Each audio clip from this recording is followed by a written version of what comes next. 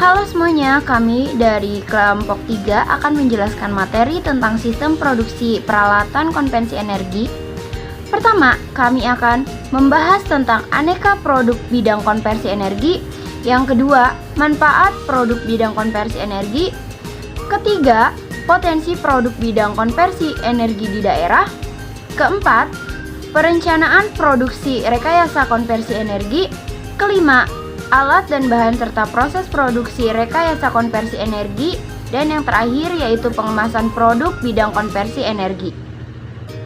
Daripada berlama-lama, mari simak video penjelasannya. Aneka produk bidang konversi energi memiliki 6 macam, yaitu 1. Ada konversi energi angin. Kedua, konversi energi surya atau matahari. Ketiga, energi air. Keempat, biogas. Kelima, biomasa. Dan terakhir, energi panas bumi. 2. Manfaat produk bidang konversi energi. Energi yang dihasilkan dari upaya konversi energi dapat dimanfaatkan untuk penerangan, kegiatan pada industri kecil, serta kegiatan yang bersifat edukasi. Manfaat rekayasa produksi energi dapat dijelaskan sebagai berikut. A. Keberadaan pembangkit energi listrik terbarukan dapat membantu meningkatkan kemandirian dari kebergantungan energi fosil dan menjadi pasokan energi nasional di masa mendatang. B. Pembangkit energi listrik baru terbarukan yang ramah lingkungan mempunyai potensi mengurangi emisi CO2 atau bahan bakar. C. Ketersediaan energi listrik di daerah-daerah terpencil diharapkan secara merata dapat mensejahterakan masyarakat. D. Menyelamatkan lingkungan dan mengatasi berbagai dampak buruk yang diakibatkan penggunaan bahan bakar fosil. E.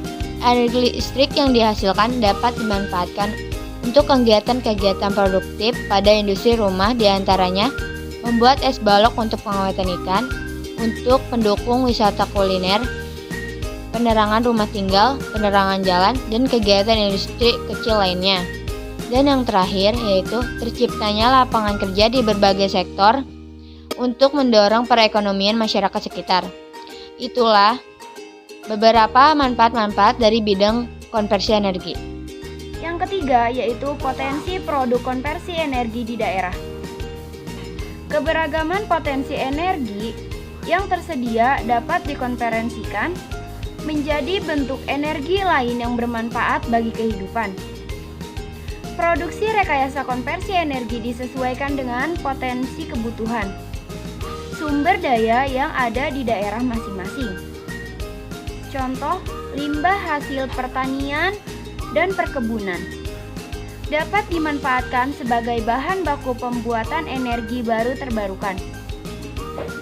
Potensi alam berupa sinar matahari yang bersinar sepanjang tahun dan potensi angin di daerah pantai yang memungkinkan untuk pembangkit energi baru terbarukan melalui panel surya dan turbin bertenaga angin.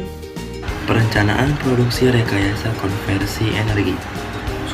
Sumber energi dalam proses konversi dapat menghasilkan energi yang merupakan salah satu bentuk energi yang luas dalam pemakaian energi. Proses mendapatkan tenaga listrik ini melalui proses pembangkitan listrik dengan menggunakan batu bara, minyak bumi, gas uranium untuk mendapatkan panas.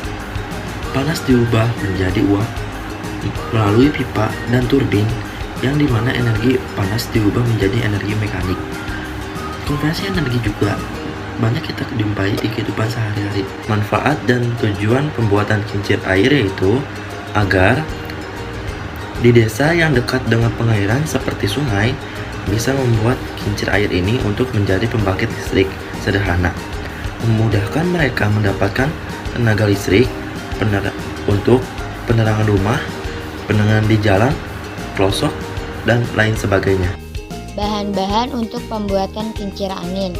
Yang pertama, 8 buah pipa PVC, 2 pipa sambung berbentuk L dan T, 3 gear sepeda, 4 pelek sepeda, 5 rantai sepeda, 6 triplek, 7 bambu, 8 kawat, 9 gergaji tambang, 10 dinamo blower, 11 inverter, 12 solar panel charger, 13 stop kontak, 14 2 LED indikator, 15 saklar, 16 kabel listrik, 17 aki motor, 18 MCB pengaman, dan yang terakhir pengontrol LCD layar.